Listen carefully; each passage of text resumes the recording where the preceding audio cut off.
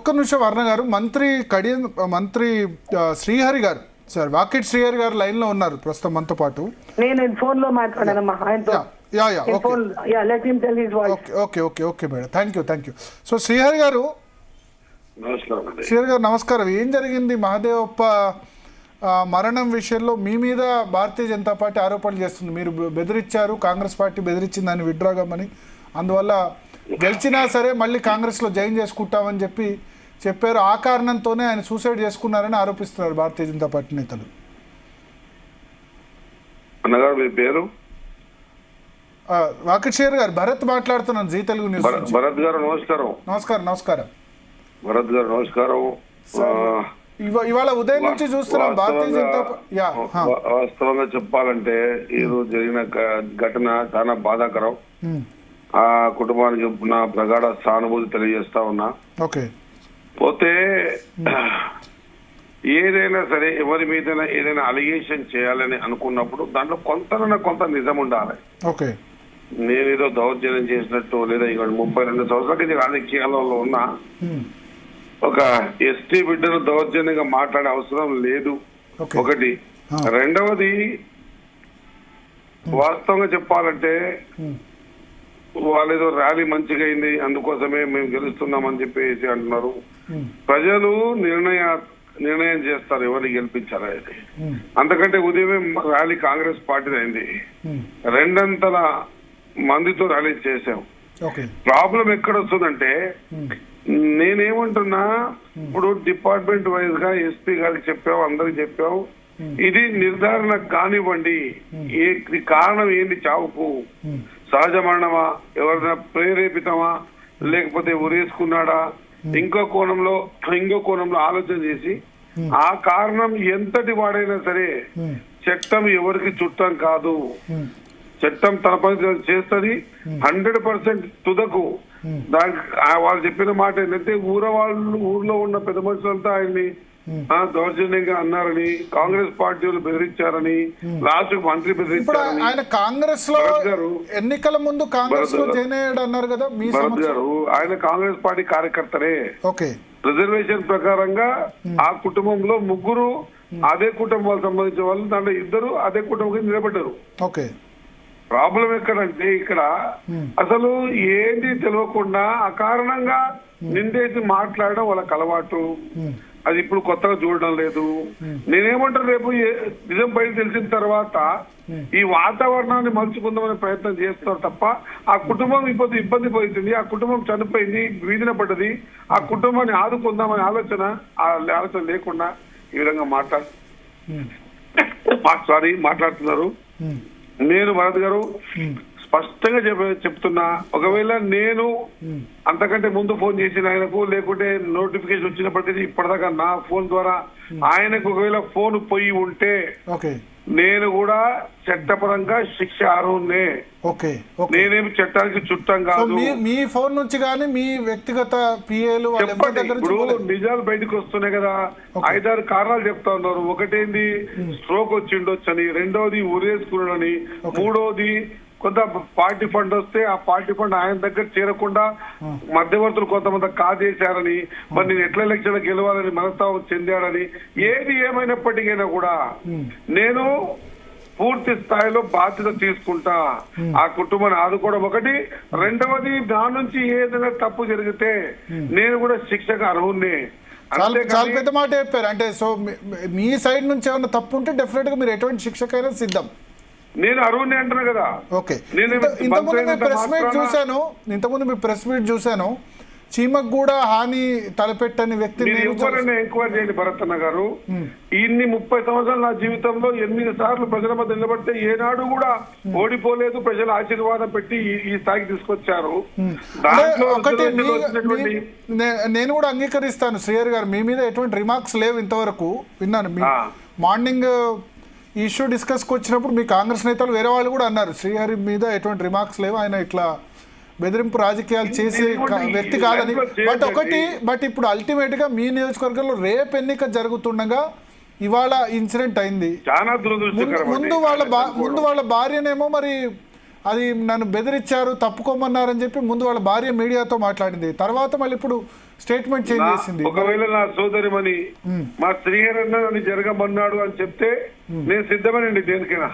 Okay, ఆ సోదరిమని గాని ఇంకెవరైనా గాని ఊర్లో ఈయన కుటుంబ సభ్యులు నిలబడ్డప్పుడు ఊర్లో పెద్ద మనుషులు కూడా జట్టు కాంగ్రెస్ పార్టీ వాళ్ళు అందరూ కూడా అరే మీరు నిలబడతారా, సరే మీకు కొన్ని వేస్తామని చెప్పి ఆయన్ని కాపాడుకున్నారు. దురదృష్టవశాత్తు జరిగిన సంఘటన ఎందుకు జరిగిందో ముందు తేలాల్సిన అవసరం ఉంది. తేలిన తర్వాత ఎవరైనా వదిలేది లేదు. అక్కడ నుంచి నేను ఎస్పీ గారికి మాట్లాడినా ఈ విషయంలో ఇది ప్రేరేపితమా, సహజ సిద్ధమైందా, లేకుంటే ఎవరైనా బలవంతమా, ఇది బయటికి వేయాలి. ఎటువంటి పరిస్థితుల్లో వదిలేది లేదు. ప్రభుత్వం కుటుంబాన్ని ఆదుకుంటుంది, ప్రభుత్వం దీన్ని విచారణ జరిపిస్తుంది. ఊరు వాళ్ళైనా ఇంకెవరైనా లేదా నేనైనా సరే తప్పు చేసి ఉంటే శిక్షకు అర్హున్నే నేను స్వీకరిస్తా.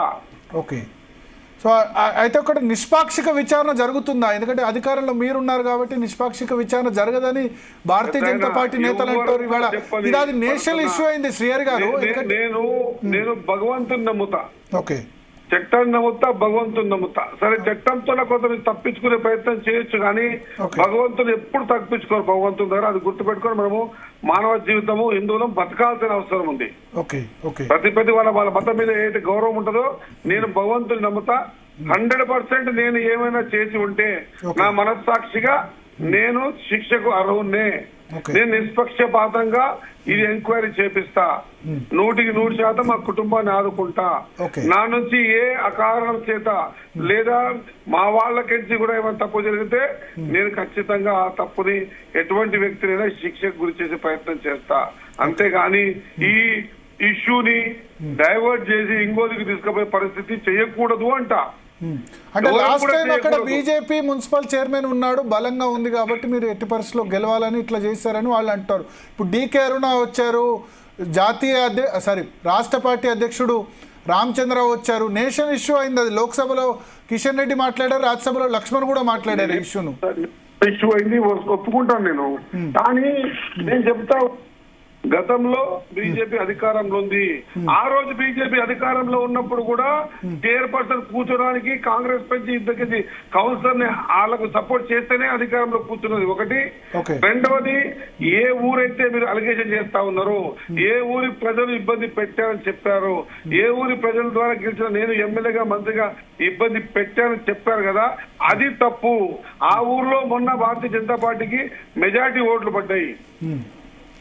ఇటువంటి తప్పుడు ఆరోపణలు ఎప్పుడు చేయొద్దండి. నేనేమంటున్నా, నేనైనా సరే తప్పుడు ఎప్పుడు ఆరోపణలు చేయరాదు, అబద్ధం చెప్పరాదండి. రాజకీయాల్లో ఈ శాశ్వతం కాదు. ఈ క్షణికావేశం వల్ల ఆ బాబు ఏం చేస్తున్నాడో ముందు తెలియనివ్వండి.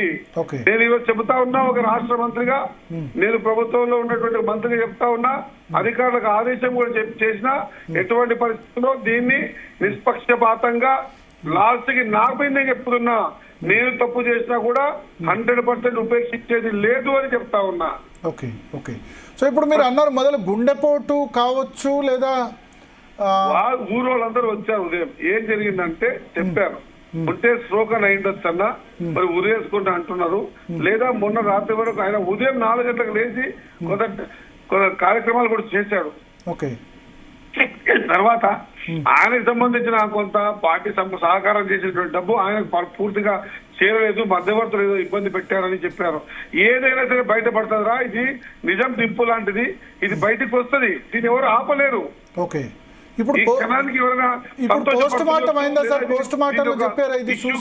చేస్తున్నట్టు కానీ నిజం బయటకు వచ్చినప్పుడు నిష్పక్షపాతంగా బయటకు వస్తుంది. మనం నమ్మలే, విశ్వసించాలా, భగవంతుని నమ్మాలి, మనం చట్టాలను కూడా నమ్మాలి. మనం చట్టం ఎవరు చుట్టం కాదు, పోలీసు వ్యవస్థ ఎవరి మాట వినదు. మీరు మంత్రిగా అయితే హామీ ఇస్తున్నారు పోలీసు వాళ్ళకు కూడా నిష్పాక్షికంగా విచారణ చేయండి. నేను మంత్రిగా మీడియా ద్వారా ఇప్పటికే ఆదేశాలు ఇచ్చినా ఎటువంటి పరిస్థితుల్లో దీంట్లో ఎంతటి వారినైనా వదిలేది లేదు.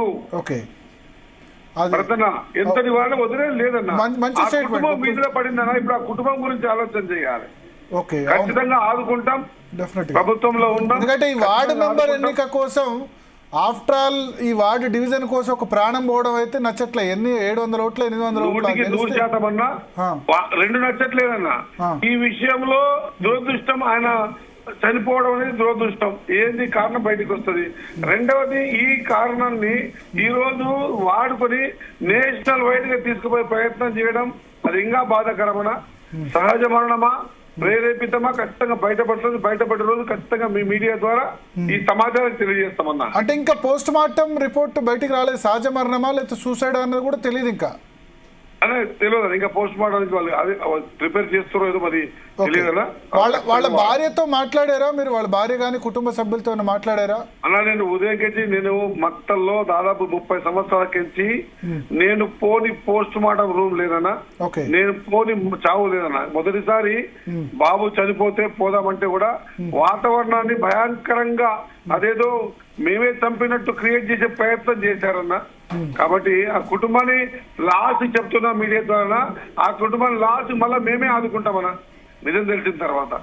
ఓకే, ఆ కుటుంబాన్ని డెఫినెట్ గా మీరైతే, ఎందుకంటే అల్టిమేట్ గా ఒక చిన్న ఎంత ఇక్కడ 800 ఓట్ల 1000 ఓట్ల ఎన్ని ఓట్లు ఉంటాయి సార్? నేను అనుకుంటా 1400 చిల్లర ఉంటాయి. 1400 చిల్లర ఓట్లది చాలా చిన్న దాని గురించి గెలుస్తానో లేదో అని, అంటే ఇంత కాంక్ష కూడా, గెలుపోటములు సహజం అంతే కదా. అవునన్నా, గెలుపోటములు సహజం. శ్రీహరి గారు 30 సంవత్సరాలు పాలిటిక్స్ లో ఉన్న గెలవగానే వెంటనే మంత్రి కూడా అయినారు. మీకు ఫస్ట్ టికెట్ విషయంలో ఇబ్బందులు ఎదురైన మల్లికార్జున ఖర్గే కాంగ్రెస్ జాతీయ అధ్యక్షుడే మీకు టికెట్ ఇప్పించారు, మంత్రి కూడా చేశారు. సో ఈ స్పోర్టింగ్ స్పిరిట్ ఎందుకు ఉండట్లేదు మున్సిపల్ దానిలో, గెలుపోటములు అన్న దానిలో ఎందుకంత స్పిరిట్ ఉందన్న? మీరు ఎంక్వైరీ చేయండి అన్న, ఒకరోజు మీరు ఏ కోణంలో ఎంక్వైరీ చేయండి అన్న. ఆ ఊర్లో ఆ బాబు ఓటు అయ్యేటప్పుడు కూడా ఇద్దరు మీరే అవుతారు కదా, ఒకటి కుటుంబం అయితే కదా, లాస్ట్ చూద్దాం రా మీకు 2 ఓట్లు వాళ్ళు 2 అవుతారు ప్రతి కుటుంబ సభ్యులు అన్నారన్న. ఓకే, అంటే కాంగ్రెస్ క్యాండిడేట్ కూడా ఇతని బంధువేనా? అవునన్నా, బంధువు సొంతం ఒకటే అన్నదమ్ముల పిల్లలన్నా. ఒకటే అన్నదమ్ముల పిల్లలు కాంగ్రెస్ క్యాండిడేట్. బీఆర్ఎస్ క్యాండిడేట్ కూడా బంధువేనా వీళ్ళు? బీఆర్ఎస్ క్యాండిడేట్ మక్తల్ కేజీ వచ్చేసేదన్నా. ఈ కాంగ్రెస్ గానీ బీజేపీ గానీ ఒకటే తల్లి పిల్లలన్నా, ఒకటే కుటుంబం తల్లి పిల్లలు, అంటే కజిన్స్. అంటే సొంత అన్నదమ్ముల పిల్లలు వీళ్ళు? సొంత అన్నదమ్ముల పిల్లలు, కజిన్స్ అన్న వీళ్ళు. ఓకే, మరి కాంగ్రెస్ లో అంతకుముందు ఉండే, తర్వాత భారతీయ జనతా పార్టీలో ఎన్నికల ముందు చేరారు, ముందు బీజేపీ కార్యకర్తల, తర్వాత కాంగ్రెస్ లో మీరు చేర్చుకున్నారు బలవంతంగానే వీళ్ళు చెప్తున్నారు భారతీయ జనతా పార్టీ నేతలు. అలా మాకు మేము ఇటువంటివి చాలా నేనేమంటున్నా, దీన్ని ఎవరం కూడా రాజకీయ పరంగా ఉపయోగించుకోవద్దు. డెఫినెట్ గా రాజకీయ పరం చేయదు, ఎందుకంటే మానవతా విలువలు కాపాడలేని వాళ్ళు మనం లీడర్లం కాదనా. ఓకే ఓకే, ఎవరి బాధకు వాళ్ళు ఉంటే దాన్ని మనం వాడుకోవడం అనే ప్రయత్నం చేయడం అనేది చాలా బాధాకరం అన్న, చాలా బాధాకరం. ఇది చాలా పాపం కూడా నా లెక్కల. ఇప్పుడు ఇతను ఏ పార్టీకి చెందని వాడా? అంతకుముందు పొలిటికల్ అఫిలియేషన్ అయింది, కాంగ్రెస్ పార్టీ కార్యకర్తనా అన్న? వీళ్ళు హైదరాబాద్ లో జీవనం గడుపుకోవడానికి ఉన్న వాళ్ళన్న రిజర్వేషన్ ప్రక్రియలో వచ్చారు, నిలబడ్డారు. ఈ జరగరాని సంఘటన జరిగింది, ఆ కారణం తెలవాల్సిన అవసరం ఉంది.